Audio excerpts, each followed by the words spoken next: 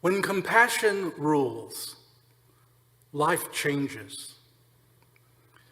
Jesus was motivated by compassion. His energy, mission, teaching, preaching, and healing have their origin in how Jesus interprets God's gut-wrenching sensibility that the cruelty which the Israelites experienced under captivity in Egypt should never have been. God's heart goes out to those who have been suffering. Out of empathy, Yahweh God acts to release Israel from the bitter yoke of Pharaoh. You have seen what I did, God declares, how I bore you on eagle's wings and brought you to myself. As God, our Creator, feels profound grief about the conditions and misery troubling Israel, Jesus, our Redeemer and Advocate, looks and sees the troubled masses surrounding him with the eyes of God. He is moved because the people are weary and have suffered harassment. They are like sheep without a shepherd. They need things to change. They need wisdom and direction, help and leadership. So what does Jesus do? He has been energetically engaged in blessing, in practicing what he has been preaching, in rooting out evil, by reaching out to the humble, the sick, the persecuted, those in mourning who need God's mercy.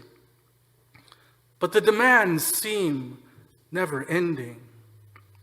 So, like Moses in the desert wilderness, Jesus shares power, the authority and power of compassion with the disciples. When compassion is shared, God's gospel power seems to spread like Pentecostal fire.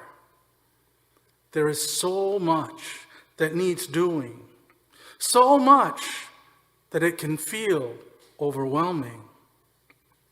Still, hope abounds. Recognizing that more is required, that more caregivers are needed, Jesus calls, summons, it says in our text, the disciples. The harvest is plentiful, but the laborers are few. Therefore, pray that the Lord of the harvest send laborers into the harvest. More help is needed.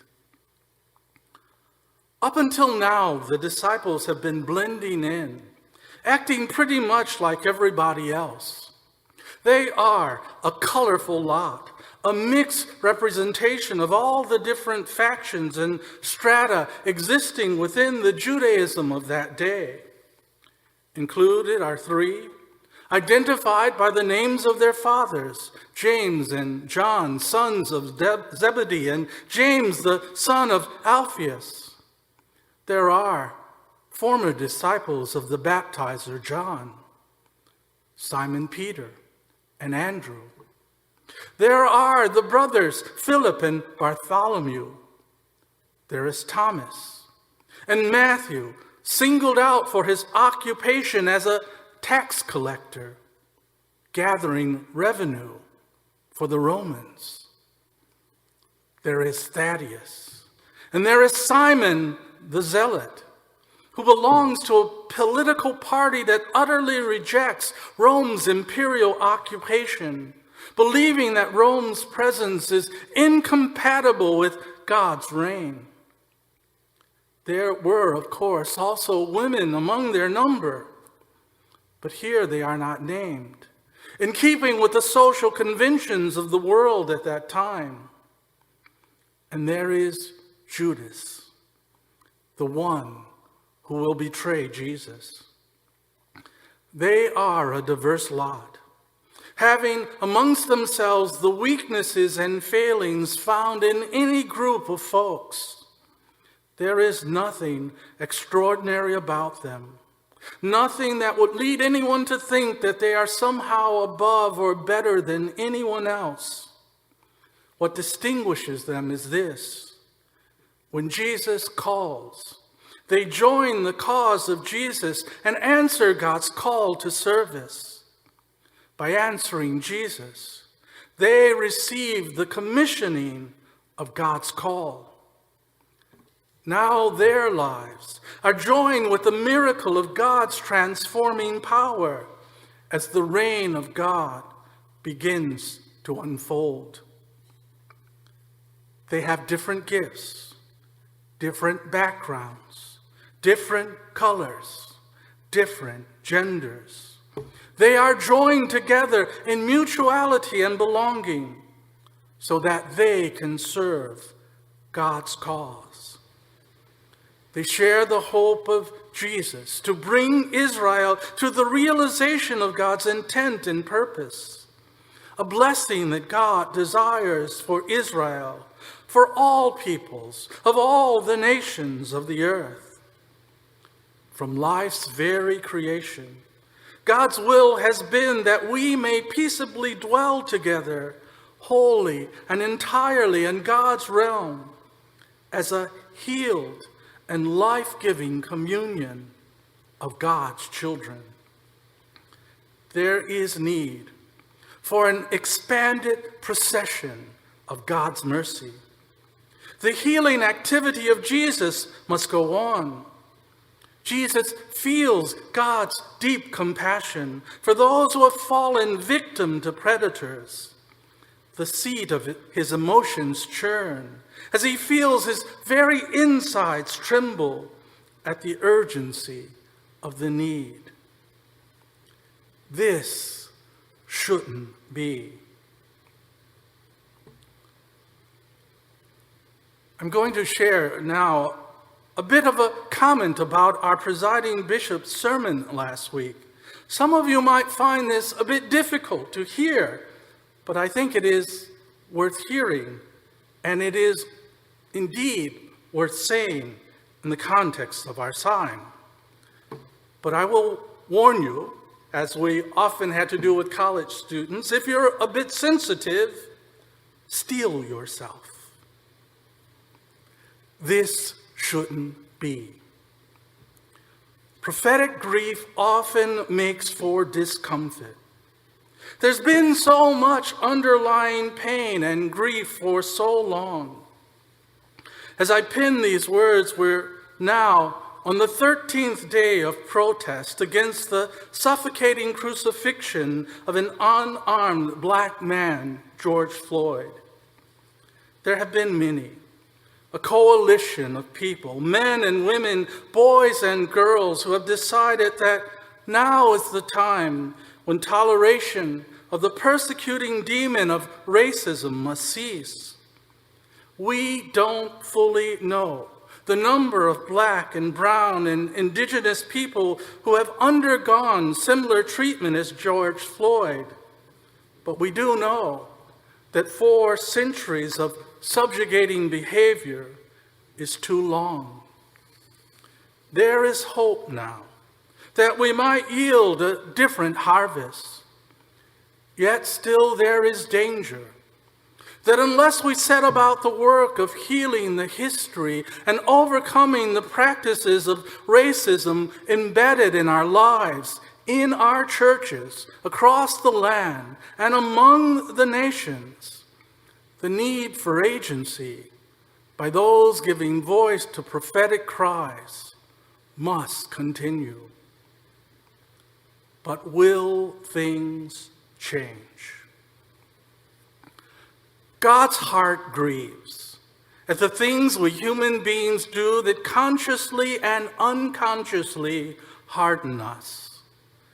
God has not ordained unjust systems of oppression and internalized white privilege of nationalism or tribalism that lead many to thinking that the sins of colonialism, of domination and injustice should be perpetuated.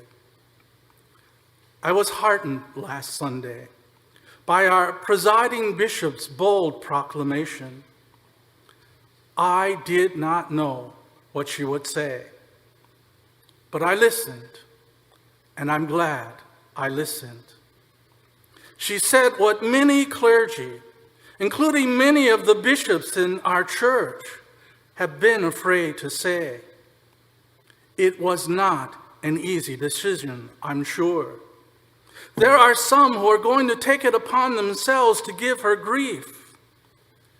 Yet, will we, as a church, come to grips with the reality that our silences have allowed evil to take hold? We'll soon be commemorating the martyrdom of those slain, now known as the Emmanuel 9. The child who acted so heinously and pulled the trigger, killing those folks who were in Bible study, grew up in one of our congregations. The pastors who belonged to another denomination, the AME, the African Methodist Episcopal Church, were educated in our seminary in the South. But we wonder about that child. How did he miss what Jesus shares? How do we miss that the rule of God begins with compassion? Still, I felt for once that we have a bishop who voices truth, even though what she says runs counter to what for so long masqueraded as a cultural norm. She voices what grieves God's heart. Jesus, when commissioning the apostles, instructs them, first, apply the healing salve of God's anointing among those lost in the house of Israel. But after his death, resurrection, and ascension, Jesus instructs those same disciples to continue proclaiming to every nation under heaven, God's kingdom has come near. Cure the sick, raise the dead, cleanse lepers, cast out demons, overcome evil at its roots, remove those things that stand in contrast with the brilliant and glorious reign of God. Make God's compassion believable. Jesus is calling you. Listen to the very heart of God calling all the people of all the nations to fullness of life.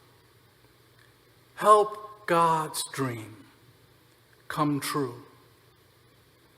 The great harvest is ready.